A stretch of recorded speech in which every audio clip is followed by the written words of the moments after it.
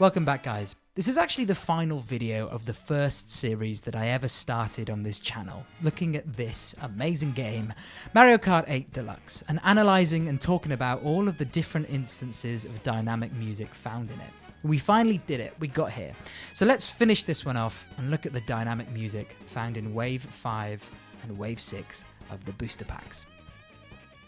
Don't forget to like the video and subscribe to the channel, guys, it really helps. Let's go!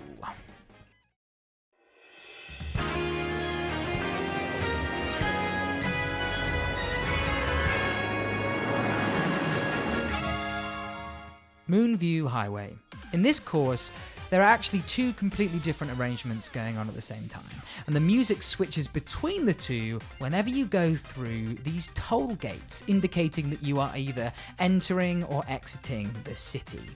When the course starts, you are on the highway, and the music is a frantic, upbeat techno track. You have this super punchy electronic drum beat underneath sharp electronic arpeggio semiquavers that give a fast-paced drive to the music. And to top it all off, you have this unapologetic synth riffing above all this chaos. It's a real jam as you cruise down the highway, the full moon lighting up the sky, its beauty bouncing off the surface of the lake as you drift round the corner, blast past the waterfall, making your way towards the bright lights of the city. But then as you enter the toll booth into the city, the vibe completely shifts.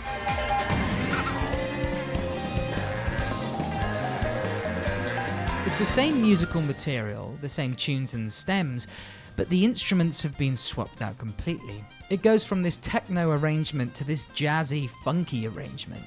Now you have an acoustic drum kit with a bass guitar and choppy piano chords as the foundation of the music. And those electronic arpeggios, they're swapped out for this sexy saxophone. And the riffing synth turns into a vibraphone. It still keeps that fast-paced sense of drive, but it really feels like you've entered this vibrant city. And then as you head through the tunnel and out the toll booth on the other side, the music snaps right back to the techno drive. A very effective use of dynamic music to set the tone of the various sections of the map.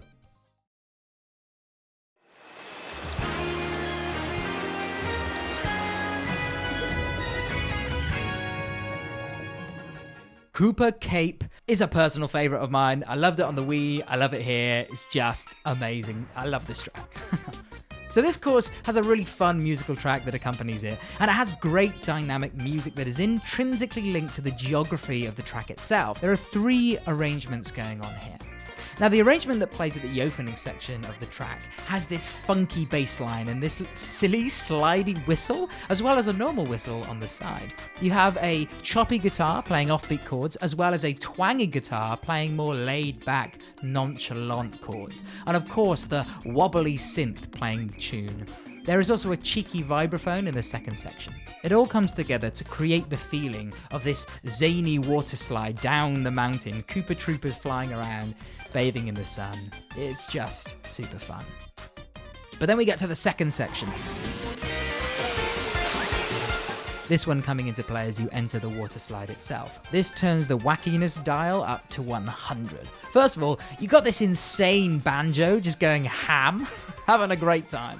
The bass and drum kit are on every single offbeat, just adding to the mayhem. Alongside this, you have a fiddle shredding it, and the whistles are still there, just having a great time.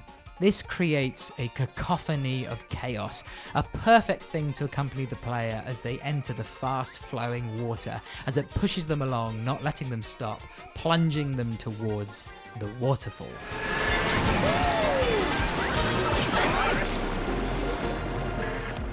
And at the bottom of that waterfall is the third section of the map, and the music takes a massive tonal shift.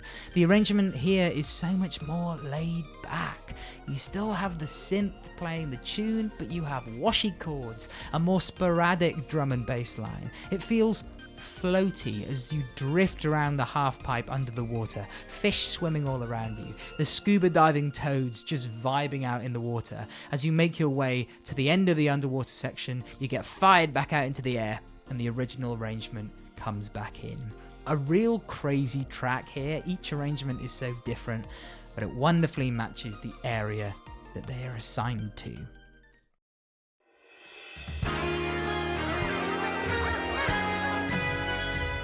In Madrid Drive, we are in Spain, and the arrangement really places you in that city. The castanets, the classical guitar, the violin serenading you as you speed down the streets. Now, there are two little sections of the course with dynamic music that actually change the arrangement pretty drastically. First of all, you have the museum, full of pictures that are reminiscent of Super Mario 64.